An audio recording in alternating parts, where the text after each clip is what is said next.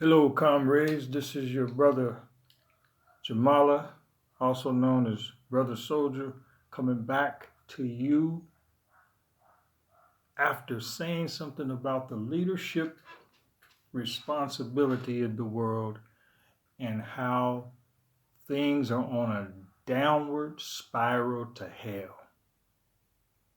And we're watching history just unfold. We're watching prophecy come alive. We're living in one of the wildest generations that were ever brought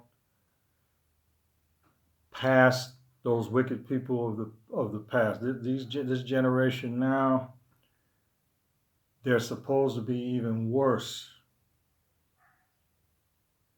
than the people of old, the people in the time of Nineveh and Jonah's day.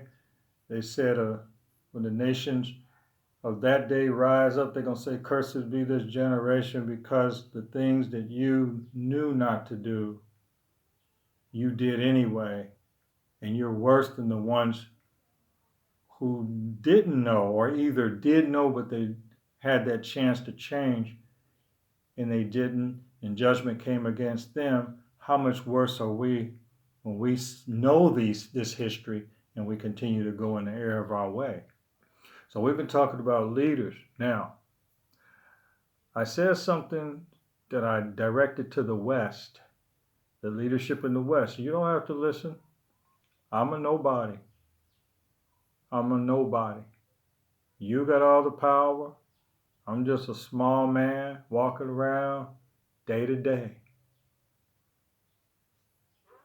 You don't have to listen, but he uses the foolish things of the world to confound the wise, and he uses the weak things of the world to confound the mighty. That's the kind of God you're dealing with. So let's talk about the continent of Africa. Let's talk about the leadership. How long are you going to lay in bed with dogs and keep waking up with fleas?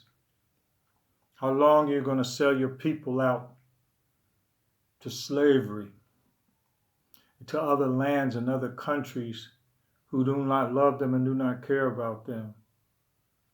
Even the other countries take care of their people. The West, they take care of their own.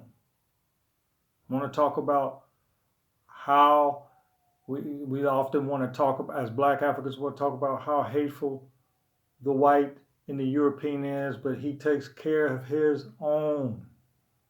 What do you have to say? What do we have to say about ourselves when we don't take care of our own?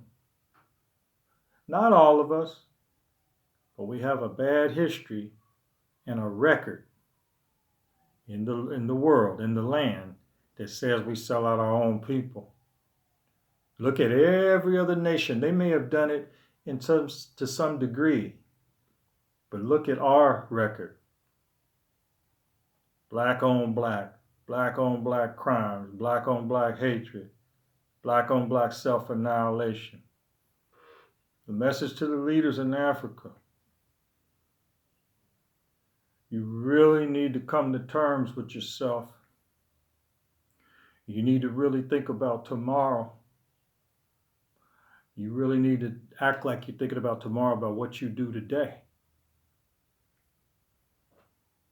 We know history. We know what we've done wrong. How do we continue to move through this life without going back to those foolish things and doing wrong and continually being undermined by other countries? Why are we always trying to prove our loyalty to other nations instead of proving it to our own people? You know, I had written a book, and I take a few excerpts out of my own book.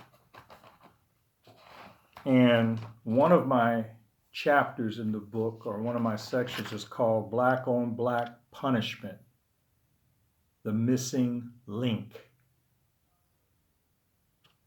Black on black punishment, the missing link, like a link in a chain.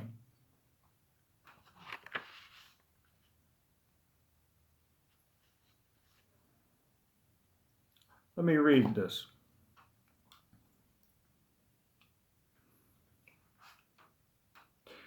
There's a lot said in this book, but I'm going to just cherry pick. I'm going to pick a certain sentence and I'm going to read it to you out of my book. This is me talking.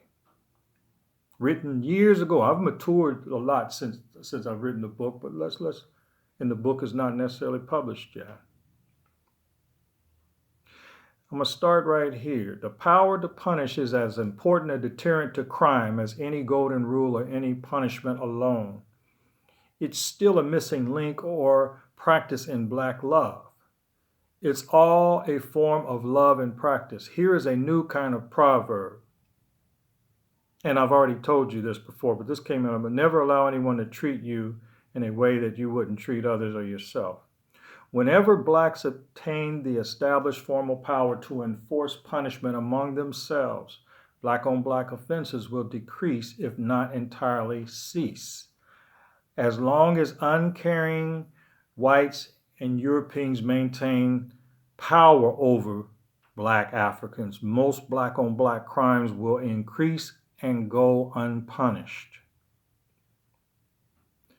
This situation will further justify the negative images of blacks and the continued elimination of our black boys and our black men as constant troublemakers in society.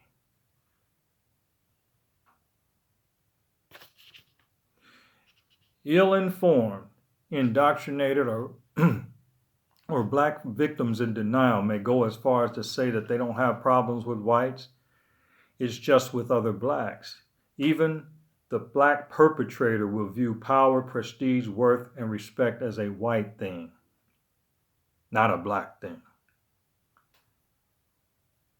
The opposite of this kind of thinking is that a black person ain't crap. Now that's a good way of saying the SH word.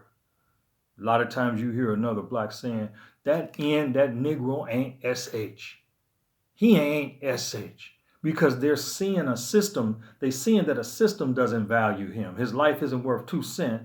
So when a black dude says to you or to another black dude, you ain't SH, he's really saying he ain't crap. His own self, because he's down in his own brother, because of the conditions that we're in, because of the bondage that we're in. Black self-hatred grows and begins to destroy from within. As for the self, and especially in the diaspora,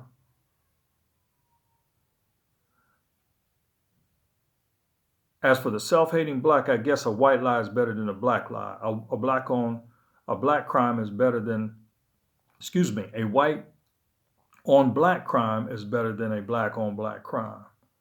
A white on black offense is more forgivable than a black on black offense. Loving whites is more blessed than to love your own blacks. Disrespect from other blacks is worse than the same disrespect from whites. These are questions I'm asking. Punishment from whites is better than punishment from blacks, ? White educators are preferable to black educators. White doctors are preferable to black doctors. This is the black on black hater. All white neighborhoods are better than all black neighborhoods. White men and women are more respectable than black men and women. Getting along with whites in America is more important than getting along with other blacks in America. Even this applies to the continent. Realize it or not, the black perpetrator or criminal usually believes the same as his oppressor and acts accordingly. What I mean is that one of the motivating reasons for blacks to commit crimes against other blacks is due to this same white over black reasoning scheme. I can barely count on one hand any black in my entire life, this is me speaking, that had system power to exercise crimes of police and military force against us, especially in the diaspora, to tear gas us, to deny us entrance into colleges, to kick us out of college, to harass me by multiple police stops, which I've had, to cut off my utilities, which they have been as a boy, as a child, to fire me at will, just because it's an at-will state that they can just fire you for any reason, to refuse me employment, to evict me, to violate my rights and dignity, to repossess my car, to foreclose on my home, to bring me to court, to badger me, whether I'm the plaintiff or the defendant, to recommend me for military elimination,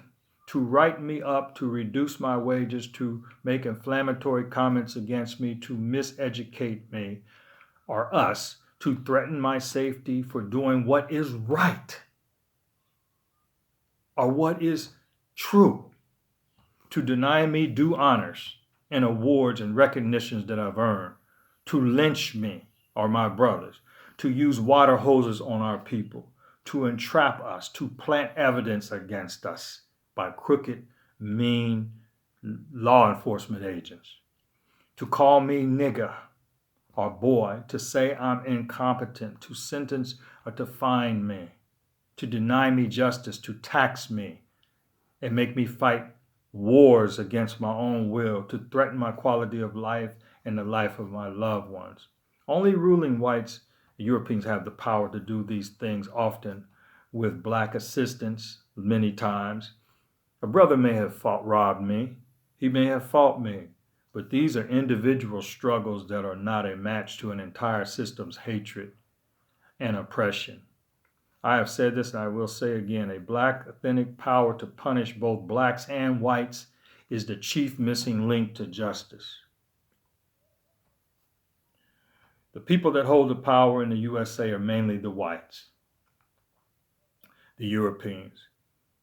So I said to Africa, when in the leaders,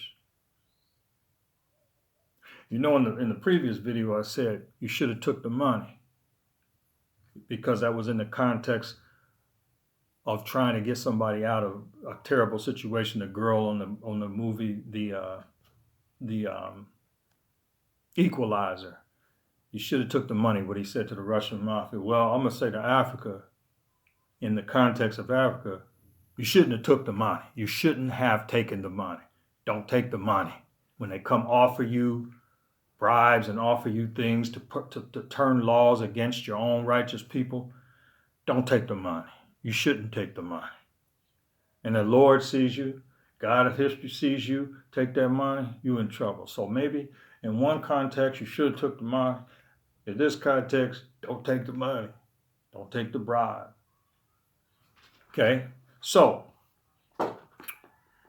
the people who are right, or the people who are not right, but the people who are who seek truth and justice, those are the people who are now becoming the leaders, the true leaders. And so it's going to probably get ugly before it gets better, because it's spiraling to hell. It's spiraling on its way, and it's out of control. The world is. So the African leaders, the message to you: keep on thinking about yourself being greedy and forget about your fellow man. You will bring your people back into bondage. You will bring your people back into slavery, and you bring them back into colonization with that mentality. You can ask to be the head Negro or the head chief Negro and get your little pension and whatever they're going to offer you. But the day you die, your people will forget you. You'll never be known. You'll never be known in the life that is to come when you make your transition. You will be part of that group, the GOATs. And this is a message to you, Africans, and you Africans in the diaspora. You need to start treating your fellow man right, because when you start doing that, you're treating God right. When you start treating God right, He knows you. You're not going to be able to escape. So, a little bit of a spiritual note for both sides. And that black on black thing we're going to talk about in the next one. Why is it continuing to grow? I just read a little bit why it grows. But we're going to talk about why doesn't the European go ahead and deal with the black on black issue? Why don't they deal with it? So I'm out of time. Thanks for tuning in. Hope you're blessed. Peace.